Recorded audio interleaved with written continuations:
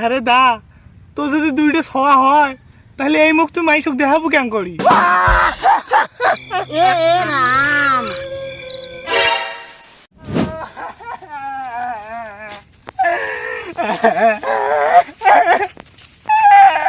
কেরে কি হয়েছে ইয়া?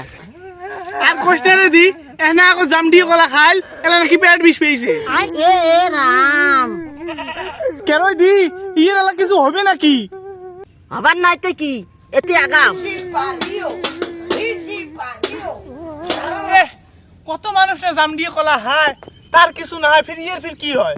আরে পাগল, কত মানুষ তো জামটিয়ে কলা খায়, তার তো পেট বিষয় না। আচ্ছা ইয়ের কে বিষয়? এই কথাটার মানে কি মুই বুঝলুম না, তুই খুলি কত? এলা ইয়ে জামটিয়ে হবে। ও মা গো, কচি করে এখন আমার কি হবে? ও মা গো, এবার কান্দিস না, ঠিক হয়ে যাবে। আর তুই আমার সাথে মজা করবেছিস না? আরে আমি এটা রিয়েলি বলতেছি। হ্যাঁ তোর রিয়েলি তুই নিজে কথা কবাছিস। তুই চাইলে মোর বাল জানিস, এই ঘটনা আগে রহরা হয়েছে। ইরে বাপ রে বাপ, ইলে নিয়ে কম কথা হবে। হ্যাঁ রে দা, তো যদি দুইটা ছওয়া হয় তাহলে এই মুখ তুই মাইসুক দেখাবো কেন করি?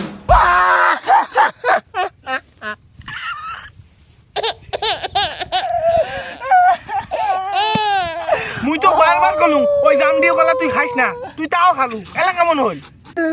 এলা বুঝুক খেলাটা। হ্যাঁ ওই দি, তাই এর কি কোনো সমাধান হয় না? সমাধান আছে।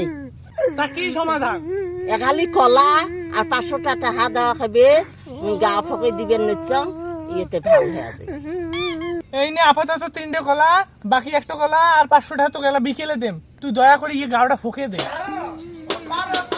ওই উঠে গা ফকে দাও।